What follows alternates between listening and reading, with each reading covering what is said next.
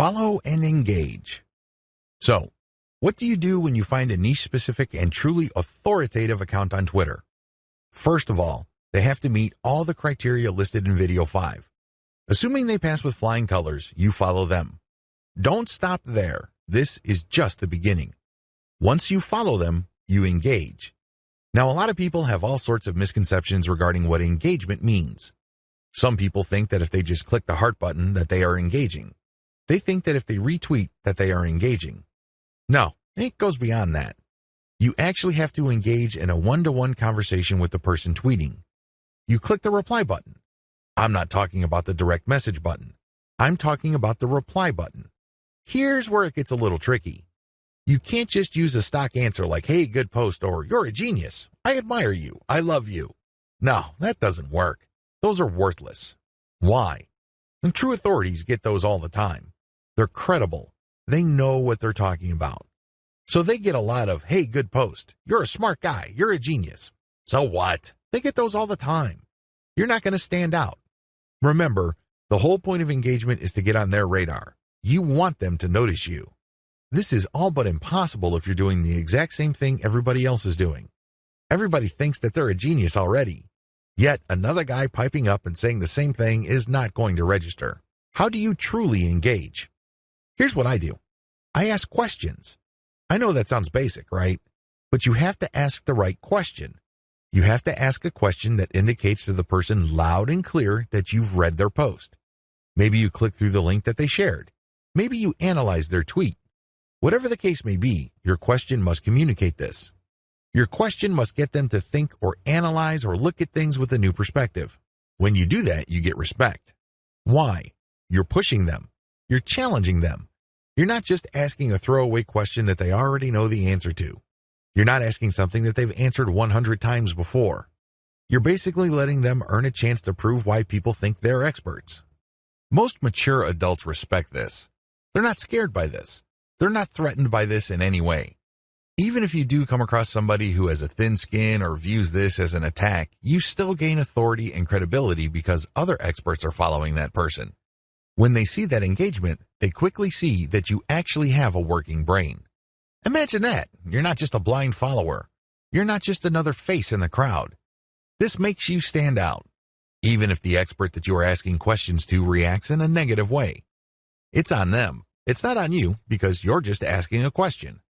Of course, you have to ask in a respectful way. You cannot use loaded questions like, when did you stop beating your wife? Or how was it the first time you got hooked on drugs?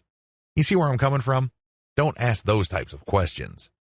Discuss controversial points. Another way to get on people's radars is to focus on controversy. Now, please, don't mistake this for being a troll. I'm not saying that you're going to create artificial controversies. I'm not talking about stoking divisive issues. I'm not talking about any of that. You see, in any kind of subject, there will always be two sides. This applies to niche subjects as well.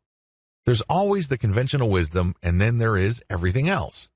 What if there are techniques or approaches or strategies that would get better results? For some reason or other, these are just not talked about. For some reason or other, these are kept under the rug. When you discuss these or raise these with experts, this highlights that you, yourself, are an expert. After all, if you fully explain these or fully describe these accurately, you are basically lecturing in an underhanded way people who are reading your tweets. You're letting them know of something that they may not have heard about. You are hinting at a body of knowledge that either they're trying to run away from or they may have an unclear understanding of. The fact that you tease this information communicates to them in a clear way that you are some sort of expert. Let's put it this way. You stand out from the crowd, and you're not just this random person saying, hey, good post, or you're a genius, or what do you think about this topic which has been raised millions of times before? Whatever you do, focus on real engagement. This is the bottom line. Real engagement means real person-to-person contact. This means picking somebody's brain. This means sharing information on a real profound personal level. This may not be always comfortable. It definitely is not always convenient, but it's absolutely necessary. You have to reach out. You have to engage. You have to communicate. You have to get the point across. This doesn't mean that you have to always be 100% in agreement. However, it means that you do have to always be 100% respectful. I know this is hard to do if the person you are engaging would feel threatened or get soft on you in the worst way. It's very tempting to fight back. It's very tempting to push back. Fight fire with fire, right? Well, here's the thing. If they act in a very unprofessional way and you keep your cool, who wins? Your brand wins. People start seeing you as an authority. People start seeing you as an alternative. This is how you get on the radar.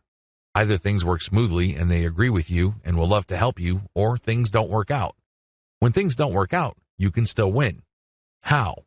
Through your professionalism. You just have to control your emotions.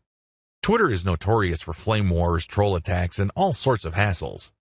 But if you're able to keep your head together and focus on what you're trying to accomplish, things will work out for the best.